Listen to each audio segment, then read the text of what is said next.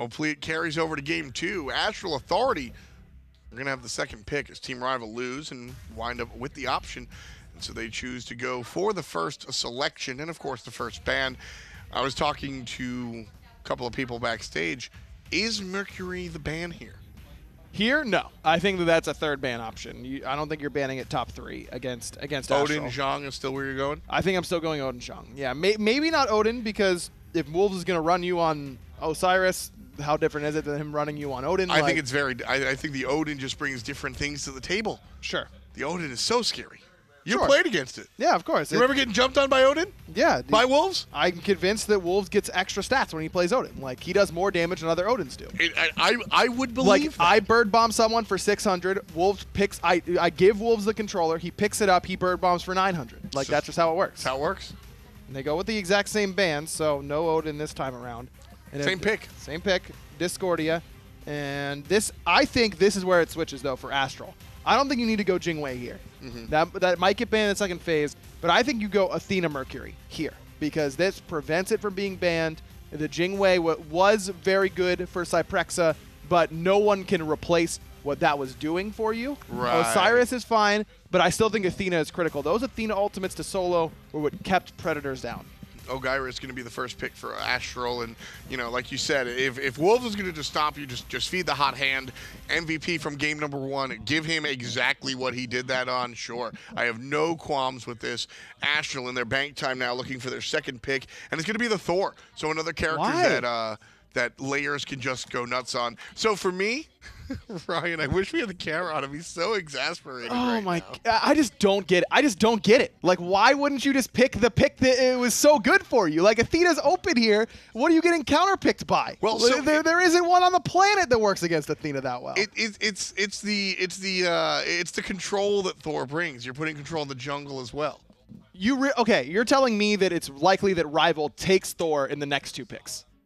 Rapio plays Thor. Very well. Maybe he goes to it. Then you get the Mercury anyways. So who cares? Mercury and Thor are very different mentalities. Sure, so then you can go Ratatosker if they take Thor. Well, Rival's going to go Mercury. Okay, well then you could have gone Thor if you went with the Athena. I think Mercury, Mercules. This is a very scary combination, only because it sounds so cool when I say it. But also, the players on this team Rival are going to... I mean, keep in mind, Hercules was banned almost every time versus Predators. How do they let them take Athena here? How does that? If Astral don't take Athena, you might be doing the rest of this by yourself, because I'm gonna lose my damn mind. This is the easiest Athena pick in the history of the world. On God, Bobby, what are you waiting for? Lock Okay, all right. Everybody say goodbye to Aggro. He's gonna go collect his brain real quick. Look, Khepri's fine. Khepri, they picked it a lot. They found success with it. Khepri is fine. Here's the thing for me. I'm sorry. I'm way too hot right now to actually let you take that from me. Astral is letting Rival off the hook, right? Yes. You have to make, just like Rival had to make Astral prove that they could beat their last team composition. In my mind, would you stomp someone that thoroughly, you need to make them run it back and prove that it can be beaten. Right? I agree. At least in some capacity. Whether if you don't go Athena Mercury combo, that's fine. But having one of those 2 pieces with an interchangeable other slot, I think makes far more sense than completely changing your game plan. This is a totally different game plan. Now, you still have the Osiris, without the help from Mercury, without the help from Khepri. This is a different game plan from AstralAuthority, and after they so convincingly beat up on Rival in the last game, why are you letting them off the hook? So if you're just joining us, game number 1, I called myself the Astral Advocate. I was sitting there kind of giving different opinions on why we saw the Ryzen instead of the Thoth, which was the most egregious pick in our minds, which, by the way, Boronic did very well on. He did, and I'll eat that. He definitely played better on the Ryzen than he could have on the Thoth in that situation, so I will hold that. This was not a setup for an I told you so, though. This is a setup for, Ryan, I'm with you. Look at what they did in game number 1, and their 4th pick is Medusa. Okay, This is a situation where now I'm on your level. Because the game number 1, Astral won this game by being extremely aggressive. We identified that North Americans play aggressive and that Europeans, rivals specifically, have been very successful because of their level of aggression. Astral killed the mid lane Phoenix at 7 minutes and 23 seconds. Pedal to the metal, go fast, do not pass go, win the game. What do you do for game number 2? Go really slow. Osiris, Thor, Khepri, Medusa's mid-game at the very least, but I agree with you. And Jingwei is such a good pick here as is because it gets you out of special delivery from Mercury, it gets you out of that Earthbreaker from Hercules, and that's the best Cyprexa's looked against Rival, bar none. It's the best everybody has looked versus Rival, bar none. Yeah, this is too cute. This is getting too cute from AstralAuthority. They're getting ahead of themselves instead of just thinking about what they did. Look, I'm not saying anytime you win a game, you have to run the exact same comp back. Of course not. But in a situation like this where you got embarrassed yesterday, make no bones about it, they got embarrassed yesterday. Yes, absolutely. And you finally found the key. It's like, great, I got through the first door, and then you throw that key out the window, shoot it with a gun, and then try and use a hammer to unlock the next door. Why would the... Because you're not going to be able to use it ever again, Tom. But why would the first key be used on the second door? It's if you like open the door and then you close it again and then you throw the key and then you want to open. You're really trying to do the rest of these picks and bans by yourself, aren't you? Is that really what you want? I mean, I'm just saying, like if you're opening the door and you're going to a second door. Okay, you're saying that if you ran full speed against this door yesterday and it just knocked you out, right? Yeah. You come back the next day with a key. You get through it. Finally, we did it. There's a second door. You're telling me you're not even trying the first key on the second door? No, you know, actually, my house key for Atlanta, it looks the same as the house key for New York, but they fit in the same hole, but they don't actually turn. And I think that's what Astral is thinking But they're about. never even putting the key in. They don't even try it. Because they're like, we did it. This is the key. We don't need this one anymore. And let me be Astral advocate because I was getting ahead of myself when I got very aggravated beforehand. They've shown Rival the card. Rival are expecting that key. They've changed the lock. They've adapted to what's going on. They've made some changes. For example, they took Mercury for themselves. They took the Hercules, which has been banned out the entire time. Uller, back in the hands of a Porsche Coast. This was the character that he got his first pentakill on, where he was named the Pentakid. Rival have adjusted, adapted, and aggressively changed their strategy. So if Astral went into game number 2 with the same mentality as game number 1, they know that Rival are good at adaptation. If they come with the same key, their door is going to be slammed in their face before they even get a chance to do so. Astral's Boronic going to be on the Agni. This went from pure aggression to pure control. Astral are now playing full control. They went from red to blue, and they're doing it. This is an idea because they think that Rival would be able to adapt to their game plan faster than they would be able to execute the exact same way they did in game number 1. The proxy farm's not going to work twice. What Mercury did might not work twice. This is Astral's adaptation, expecting Rival's adaptation. The question is, are they 2 steps too far ahead? Maybe. That's my concern. I think that you Too cute was what you said. Yeah, you make Rival prove it to me, and I think that especially in a best of 5 where you have tons of time to make adjustments, that at least keeps something there from your last composition. The lone carryover was the Osiris, so that's really the only way that they are able to stick with that same sort of aggression to solo lane that they had last game.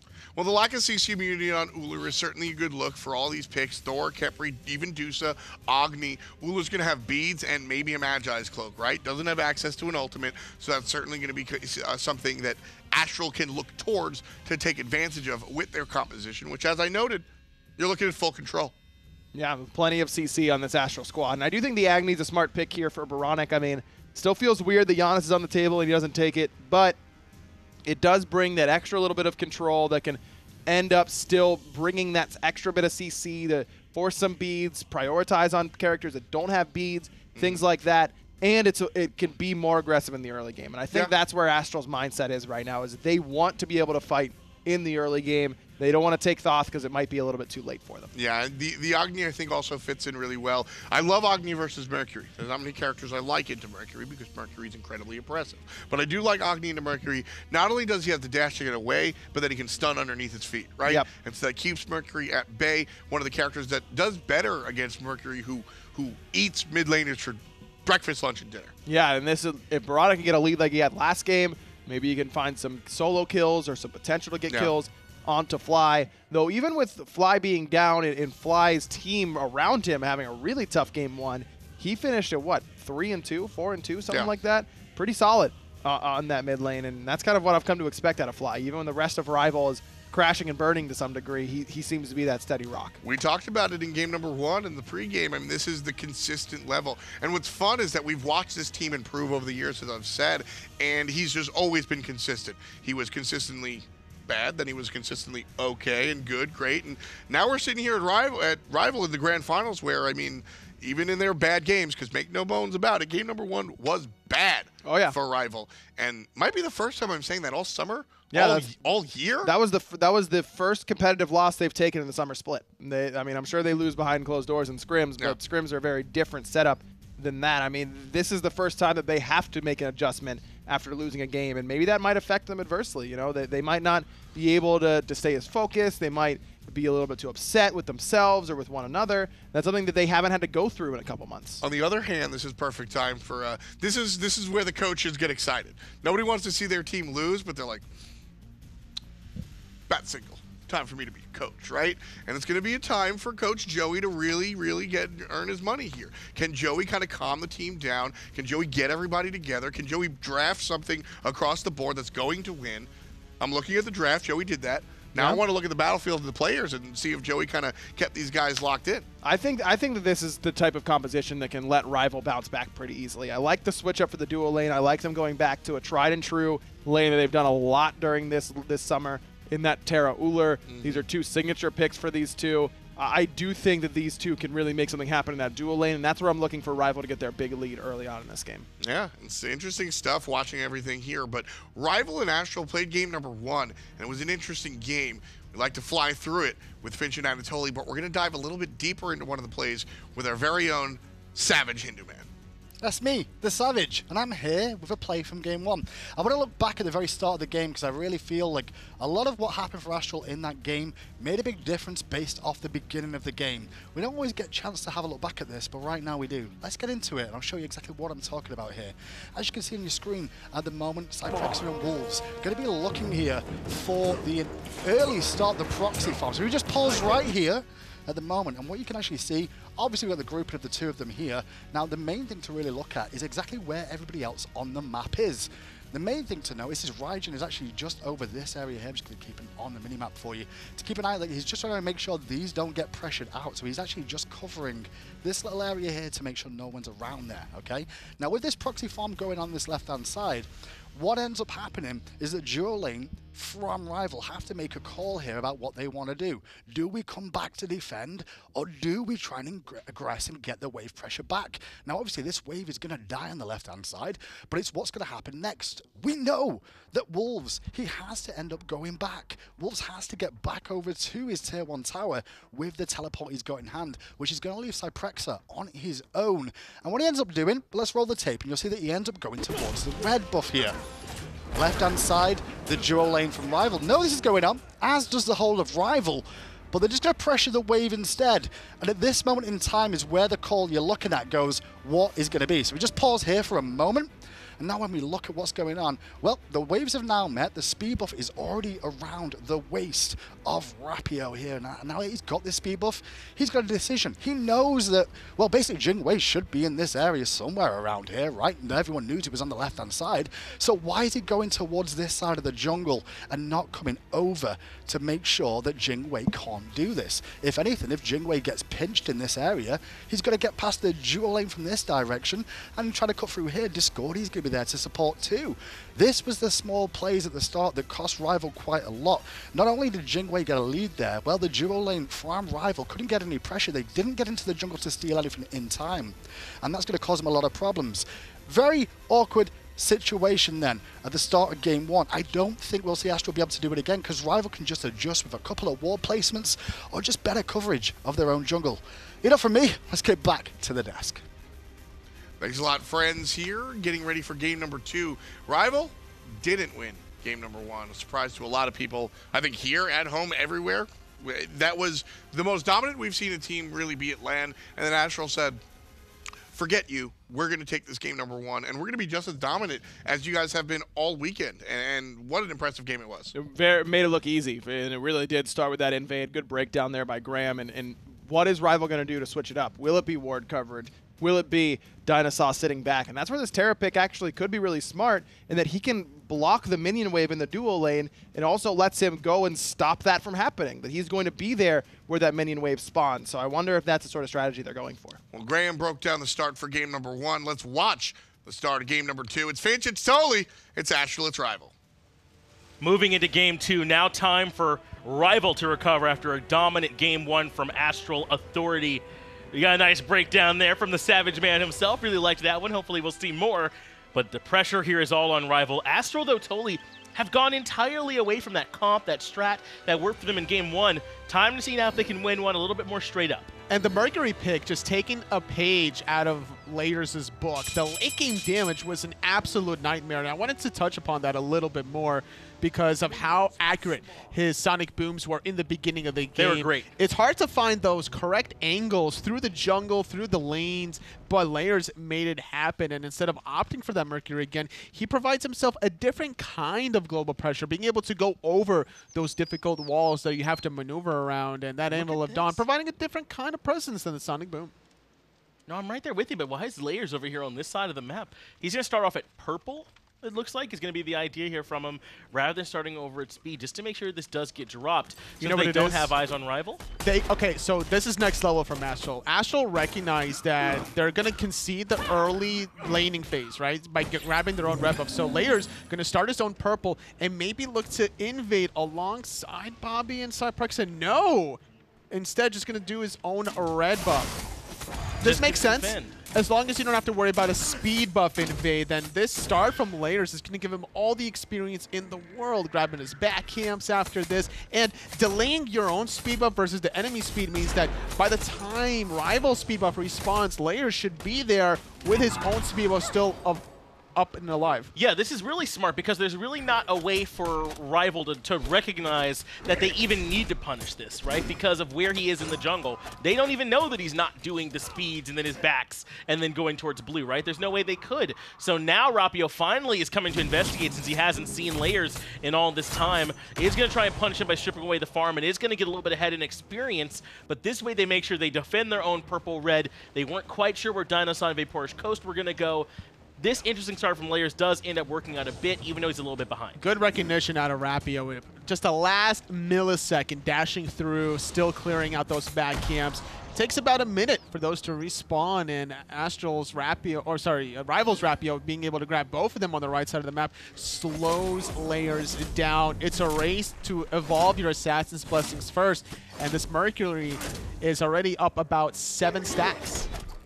Spot, but experience-wise, it looks like they're relatively even, a little bit really in Rapio's favor. So even though it was a little bit different here from Layers, not at speed, it looks like this isn't quite the same as the impact their different start in game 1 had for them, right? They're not going to be getting off to a huge early lead, but definitely a unique start here that has helped Layers out a good bit, or at least kind of shaking things up. But the fact that Rapio backs first means that he gets his tier 2 boots completed, starts the speed yet again, and he's able to make his rotation on the left side where it's been a little quiet from Astral, no longer looking for these invades, which surprises me because considering where Layers started at the purple buff. That's what I thought, yeah. It led me to believe that he was going to go for an immediate purple buff invade after securing his own purple buff. Or at least pair up with Inbowned and Cyprexa, who did kind of move forward just to make sure DineOhSaw and Vaporish Coast were clearing their own buffs, not somewhere else. Perhaps he might join them and look for more invades, but not going to be the case as Wolves does come down and strip away the blue buff with Layers' help from Predators yet again. It was all last game and continues into this one. Both teams identifying where the holes and weaknesses are of the others. Layers stripping away that blue buff hurts Predators so much because Rapio got spotted out by the mid lane. oBoronic calls where the rotation is coming. Rapio crosses the street from right to left, directs the traffic, but hold that thought. Dual lane's gonna be the call. Inbound gets thrown back with the special delivery. Meditation keeps him alive for a moment, but first blood goes over to RvL. Vaporish Coast happy to send out a little bit of taunting, but it's DineOhSaw that gets the credit. This time RvL finds the first kill. And I love this Uller pick from Vaporish Coast. It's a pick that he played a lot in the spring split. It started to go down in popularity in the summertime, but really showing his mechanical skill by hitting some of these abilities. And the early game momentum now could be RvL's. First blood did go to DineOhSaw. Not the end of the world. If he wants to rush Gauntlet of Thebes, now would be the time to do it. It does mean that Inbound's going to go back and buy those defense boots as opposed to going some of the other starts that we see from some of these supports sometimes. Had to use the meditation, but Sprint had to be used by DineOhSaw as well, so both support relics were used. Beads held onto by the Hunters. It does look like now once this wave is cleared, DineOhSaw will have his chance to go back and start working on his own build path. I love the positioning from Predators, keeping himself away from the minions, so that way Wolves, when he drops the flail, it's not going to hit both group and himself, but at the same time keeping himself close enough to still hit that pull-push combination.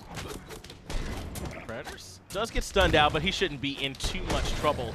Looks like earlier on, I know you were talking about Rapio there around that mid lane, did have those beads forced out from him as well, so he's got to make sure that he's being careful with his pathing, but look at his positioning. He might be looking for an ult from the back. No, he comes back into the jungle, waiting on this blue buff to spawn, wants to be here because Layers is on his way.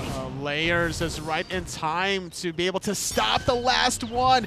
Where's the dash? There's no special delivery. Rapio didn't want to go in. Predators does push Wolves underneath the tower, forces that Lord of the Afterlife, but he takes 2 shots. Layers with the wall, make sure that there's not going to be any support coming out from Rapio, and Wolves is able to walk right back out. Second guessing himself, Rapio had to go in there, cancel the Berserker Barrage, or at least force out the beads out of the Thor. Now, without having to worry about Berserker Barrage, all you have to worry about is the potential hammer, which you should be able to juke away the second hit. Maybe not the first one with all the mobility that a Mercury has. Or even if you can get him to commit the hammer and he's that much less mobile now, right? Even that could be a bit of a win sometimes if you can make him use it in that way instead of being able to use the spin to win in order to contest. But either way, the blue buff does end up getting stripped. We saw Vaporish Coast and DineOhSaw get purple, and then Rapio and Fly got their own red. That's how they end up splitting those while the action was happening. Something to talk about was the great pull push from Predators, forcing the ultimate from Wolves once he got this Osiris under the tier 1 tower. Strife to follow up the nice 2-man stun. Inbound drops the ultimate on top of himself, so they switch over to Layers, but he removes Rapio. Bobby actually can now turn around and rejoin the fray, but pays for it with his life. Fly has plenty of damage. Sprint comes out from DineOhSaw. They want more blood. They're trying to find the stun just off the mark, as is the Strife. Layers counting his lucky stars after that one. Cyprexa not in range to make the impact, and this is why Bobby goes for the Khepri over the Athena. You heard them at the desk second guessing this pick, but against a late game Mercury, this defensive style from a Khepri will provide you more survivability at the end of the day.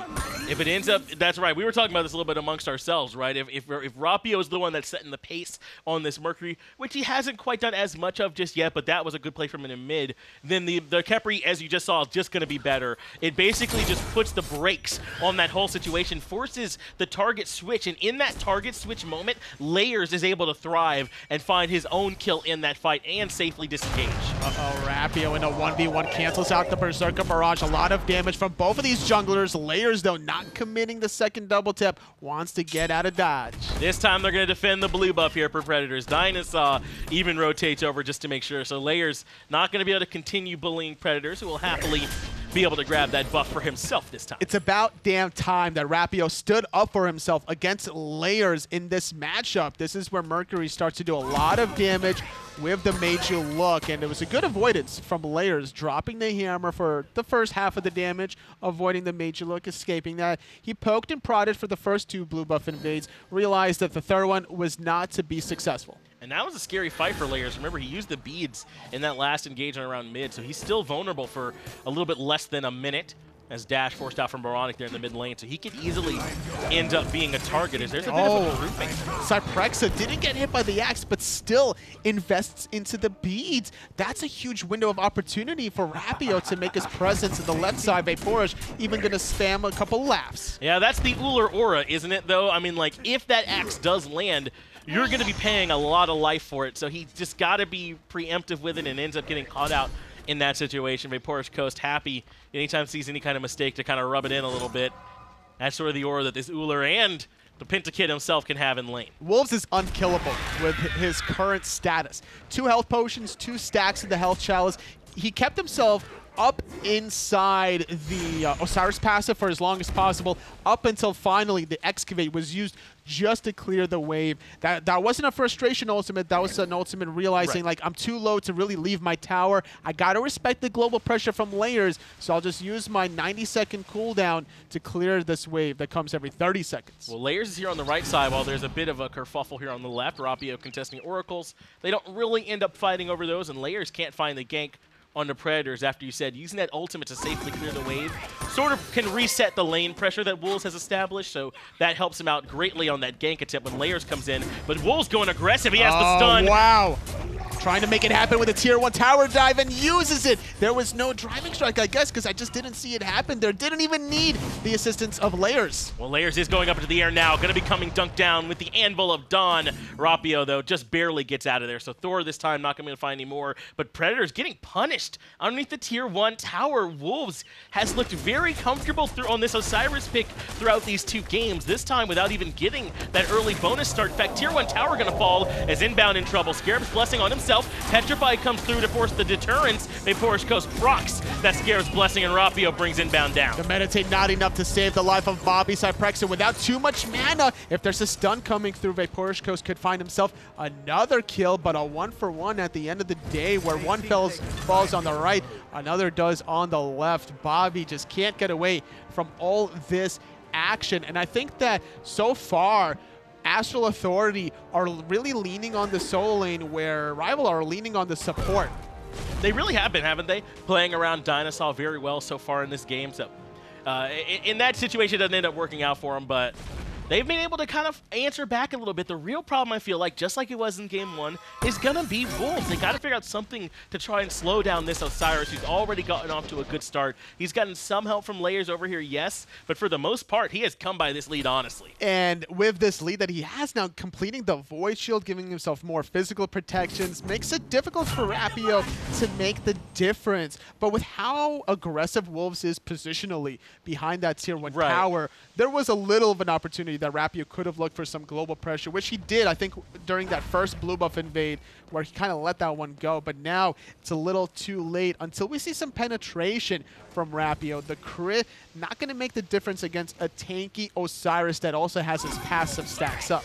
Yeah, totally. We might be in this time for our first real slugfest, because these games, for the most part, have been kind of stomps, haven't they, all weekend, and they've been relatively short. But this time, with the way these teams are kind of playing, this early game not going anyone's favor just yet, we might end up with one of these long ones. We'll end up seeing how it works out. But RvL, neither team has created enough space. Neither team looks to have a dominant advantage.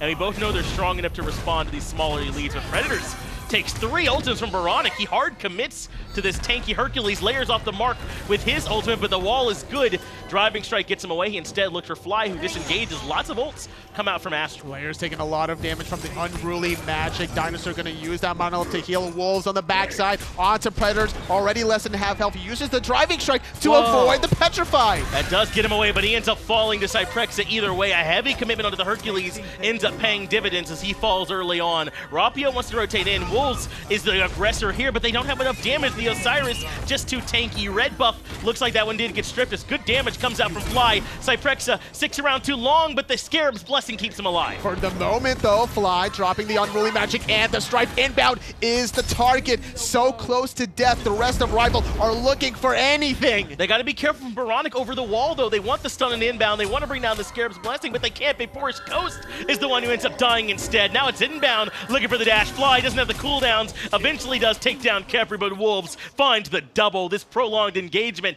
favoring Astral. This level 13 Osiris really making the difference. Not just with his kit and his abilities, but this Void Shield. The penetration aura helps Layers and Cyprexa to deal extra damage. 20 penetration at 13 minutes for your Hunter that doesn't have any sort of penetration in his kit yet. Very useful.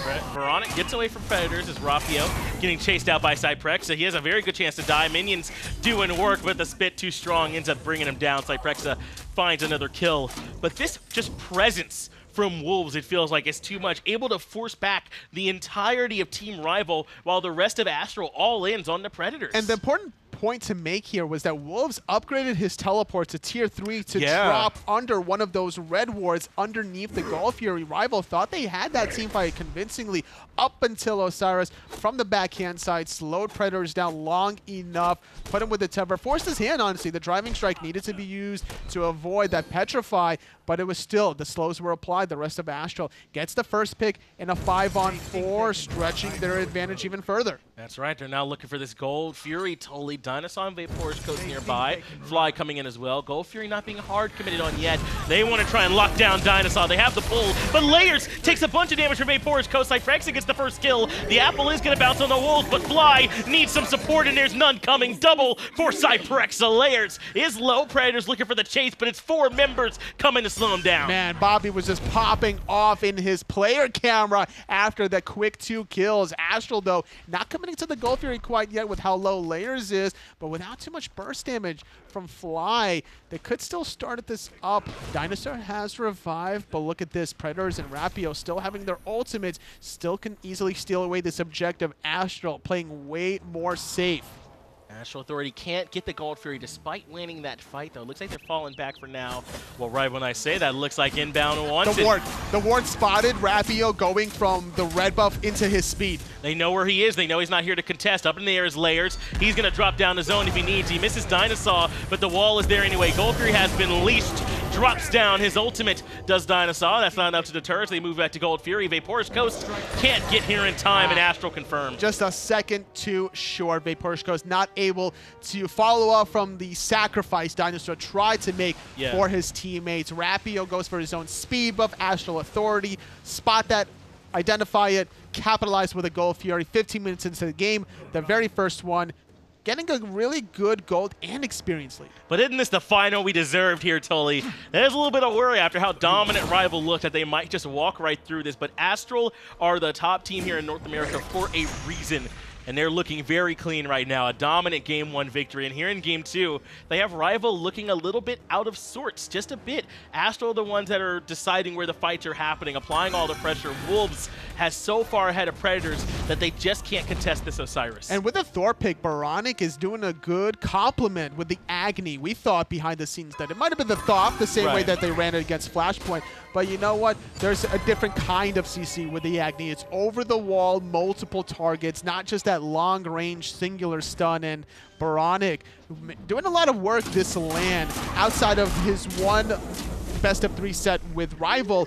This current set, he's been so dominant. Not having any kills this game, but 0-0-5. He's been a part of quite a few of them. Yeah, he's second in player damage only to Wolves, who's been an absolute monster this game. And he's been instrumental as Predators takes a bunch of poke. Remember that kill they got on the Predators that started way up by their own red as Inbound gets pushed into the tower. Might have to use the ultimate on himself. Eventually does have that one forced. Layers lands on the backside. Predators falls right away. Fly looking for a little bit more damage, but Layers is the one who's low. He has the Aegis. He stays alive. Fly getting forced out of Wolves continues the dive. Oh, in the backline, Rapio uses the ultimate from right to left. DineOhSaw takes out Layers. Dive in the tier 1 tower. Wolves gets the kill, but he took a couple more tower shots than he would have wanted. Vapor's Coast with the shutdown, giving himself so much gold. Man, that is exactly where you want that shutdown bonus to go, but a big fight coming out now for Team RvL. Finally answering back.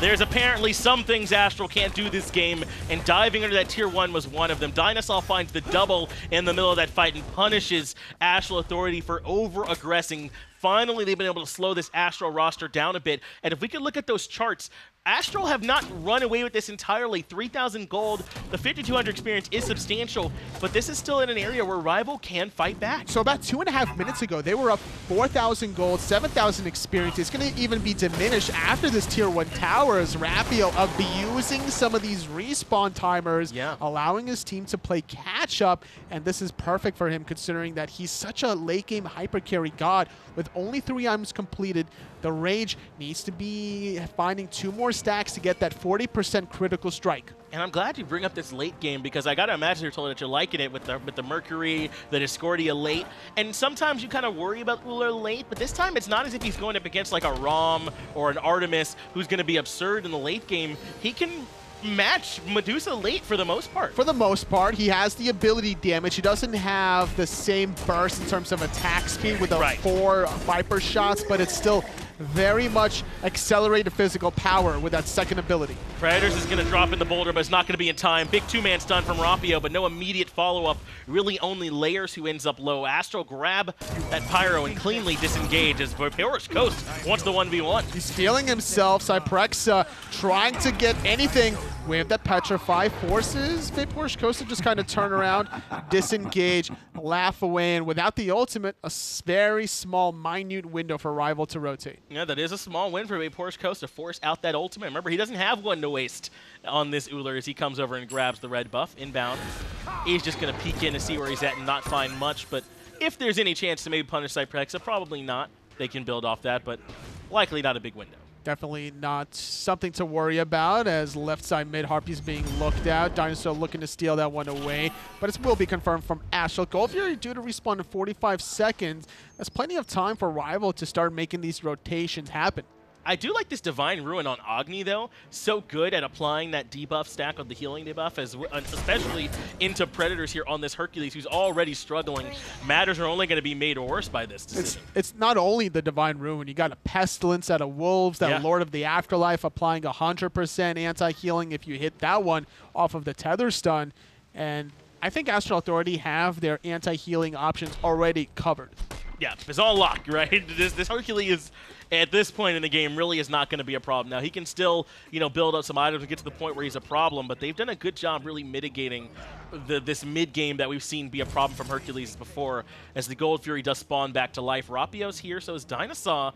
Team RvL might be looking. And just touching about Predators on the Hercules, he's had a dominant performance this entire LAN with the Hercules, but this time shut down. I think AstralAuthority really realized that that's the strength of RvL, is the early game presence out of their solo laner. So a lot of blue buff invades have been working out thus far. With a 2-level lead, Wolves is able to make plays like this. Fly gets chunked to start the fight off. Inbound is able to find the root, but Vaporous Coast jumps away. oBoronic takes a little bit of poke himself as DineOhSaw goes back in aggressively, drops the Earth and Fury, but gets deleted. oBoronic's bombs are huge. Layers dunks in with the Anvil of Dawn. Petrify to follow up, and Predators is now low. He does push Wolves back underneath the tier 2 tower, but Wolves is happy to fight in the damage. Vaporous Coast finally shuts him down. Oh, look at Rapio going for it. Sonic Boom being used, but doesn't connect. Switches his target to Cyprexa. Egg is being used. There goes the dash from oBoronic. So far, it's a 2-for-1. This is the fight that RvL wanted to try and shut this down. oBoronic does find Vaporous Coast. It goes a little bit too aggressive, but the health bars from Astral are low. Layers teleports to the hammer. He makes it out.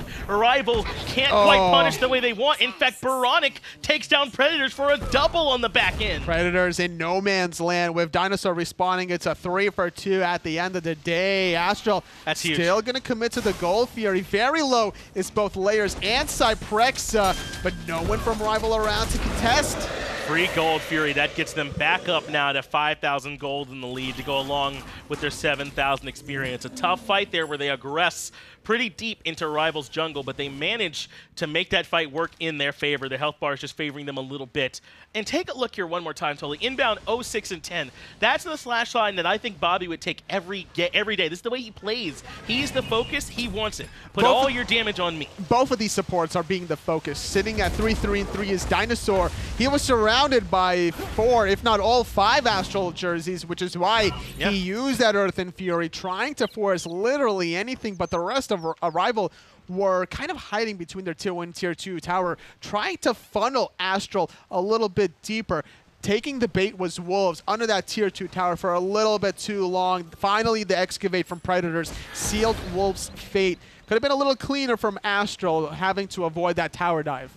That's right. I believe he might have got pushed in as well. Predators, a good job catching him out there too. But you're right. Wolves then makes the decision to stay. Yes. And my man's like, I'll fight here into the tower. So he made like no effort to jog up the lane or not speed even walk out. Right. Yeah. My man was chilling under the tower as Astral now pull onto the Fire Giant. DineOhSaw the only one here, and Fire Giant being bursted rather quickly. It's at half health already. Team RvL are not even going to make it into the pit. Astral 22 minutes in, grab Fire Giant. DineOhSaw now in a heap of trouble as Layers goes up. Shell in the sprint, not good enough to save the life of the support. Layers goes down. Fly is hiding under the cloud. finds the Strife, is looking for the disengage. Bobby chasing him out under the tier 2 towers. Predators can't survive. Vapor's Coast is going to punish Layers for diving too deep. Rapio trying to come in the back end, but they've already lost Predators, DineOhSaw, and Fly. 4v2, Fire Giant on everyone but Layers. Astral definitely come out big.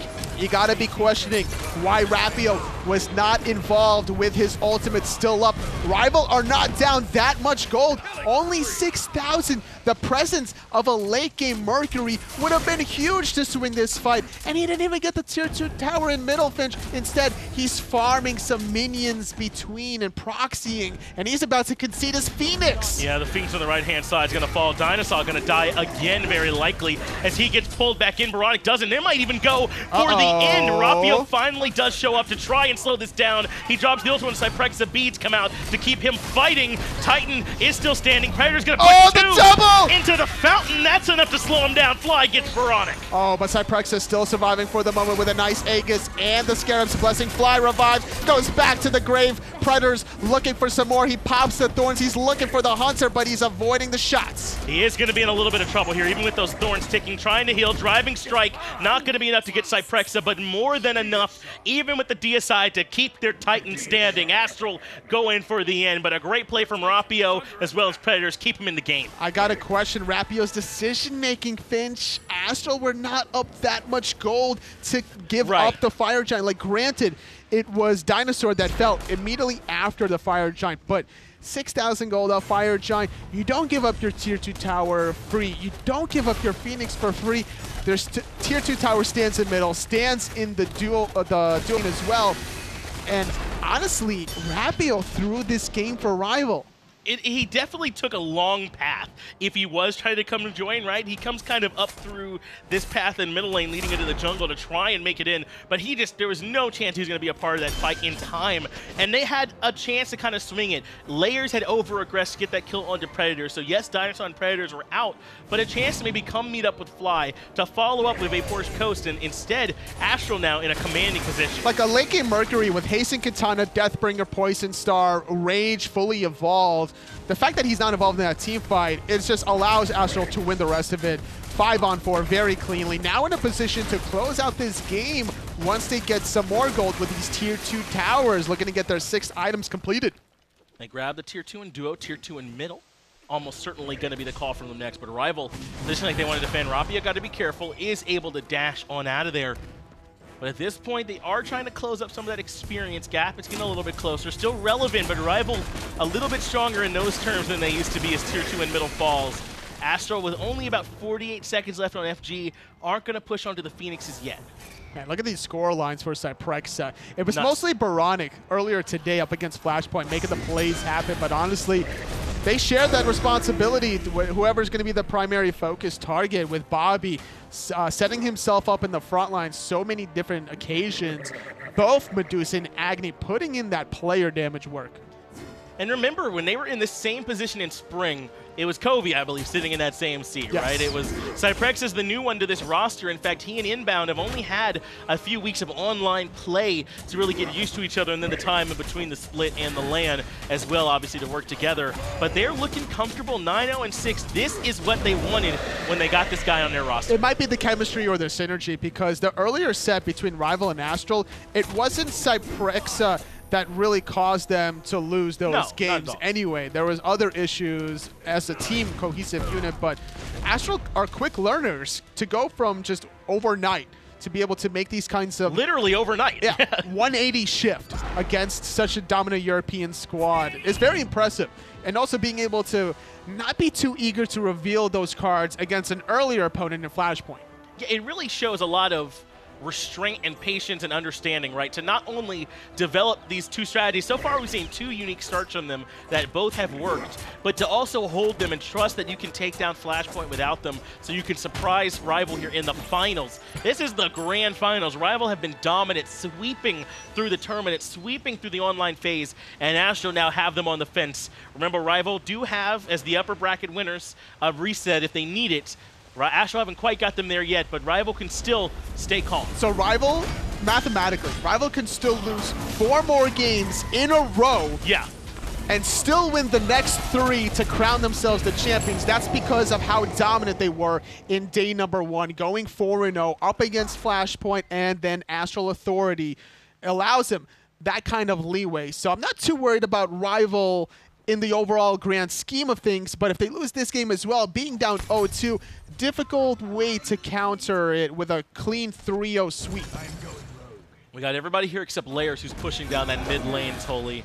The rest of Team RvL are going to try and be here for the defense, where this is the weakened Phoenix they've already grabbed. Wolves goes in aggressive. The pull is on to Predators, and he's deleted immediately. oBoronic has too much damage. Vapor's Coast looking for shots, but can't quite find them. He has to fall back as well. In the backline's Rapio, but he's just backing. He couldn't find much either. Right side Phoenix falls, and Astral pushed right on through. Astral were winning that fight 4-on-5. Layers was down the mid lane. Didn't even make his presence really felt until the Phoenix was already demolished. Yeah. Rapio was too far behind. He overshot his targets with that sonic boom and couldn't really find those basic attacks that his team need from him. Dash comes out from oBoronic. Grab on the DineOhSaw. He will be the target. Low and up in the air is Layers. They didn't even need it. Cyprexa drops the ultimate. Layers removes RvL Fly, and Vapor's Coast have to fall back. Mid lane Phoenix falls, and Astral should have a much easier time looking for the end. The strife is good, but AstralAuthority, they want to take game 2 with authority. And they will do that just right. Finch cleaning up the Titan 25-11, about 29 minutes into the game. What a performance. AstralAuthority, they lost against RvL 0-2, but winning this set thus far, 2-0, need to find one more game to reset this best-of-5 bracket. And look at Layers, man. He is feeling it, getting up, giving them the sarcastic claps, kind of building the team up as well. This RvL team, with the way they put them down yesterday, as a competitor, it's rough to have those types of losses, and clearly this Astral team is not too deterred, man. They are ready to keep firing on all cylinders. They're up 2-0 here in the set. One more win resets the bracket. They're feeling themselves after that warm-up game. Whatever they did to prepare for this match, it's certainly working. I'm still looking back at the Game 1 proxy farm between the Tier 2 and the Phoenix, and I think that mentally put RvL in a bad mental state. Yes. With how far behind Rapio was in game number 1, still couldn't really make some of the plays happen in game number 2, where he wasn't defending his blue buff, even though he was right around the corner in a 1v1. It took him about 2 blue buffs invades that were stripped away from him until finally hold his ground in the third defense. It's Predators and Rapio for me that look a little shaken. We're here totally. Predators has been struggling in both sets. The first time because Wolves got that early lead because they proxy farmed and worked to teleport over with it. But here in game 2 as well, he really was getting controlled by Wolves, as well as Rapio looked a little bit unsure of himself. Unless those two can get their mentality correct again, RvL are going to continue to struggle. Those blue buff invades really making an impact, and I think AstralAuthority, they're not going to slow down in game number 3. Well, who was your MVP there from game number 2 as Astral continue to look dominant here in this set? Perhaps a little bit surprising they can come out this strong. Now, one thing to note, Totally, all the sets have been clean 2-0s, or in this case, it would be a 3-0. Maybe the Astral want to continue that trend 3-0 and reset this bracket. It's very possible, but that game, man, what a performance from AstralAuthority. They need to keep on this pace to really shut down RvL and force this reset. Yeah, and they've done it in 2 different ways here so far, but let's get it back over to our analysts. Hear a little bit more about what happened there in game 2. Thanks a lot, John Finch. Tom and Ryan here one more time. Game number 2 in the books. And it's AA one more time. Man, they looked good again, didn't they? And look, as upset as I was about their draft, it ends up working out yet again, so maybe I should just let them do what they're going to do. Look, I think this Agni pick was absolutely perfect for oBoronic. He has played so well. And I wonder if it's time to start banning Osiris away from Wolves, because Predators has struggled against this pick, not just today. Remember, he did struggle yesterday against it as well, but the rest of the team was able to pick him up, and it didn't end up costing RvL yesterday. Today, Wolves has been dominant with this selection, so I honestly think RvL should ban it. The itemization also was really important here. Rapio bringing out the Mercury and the ever important Midgardian Mantle to deal with the basic attack character, certainly something you want to talk about. But yeah, I'm with you. The Osiris certainly really a thorn in the side of Predators, playing his, what I might call the signature pick at this point, the Hercules 7 deaths. Not what you want to see. He had 7k damage. Wolves had 23k. Wow, that's more than 3 times the amount. Yeah, it's insane. I mean, Wolves had just control of this lane and the game from minute 1, and I think that But, you know, Cyprexa has an amazing score line. He goes 10-0, does a bunch of damage. This was by far his best performance Easily. of the entire tournament.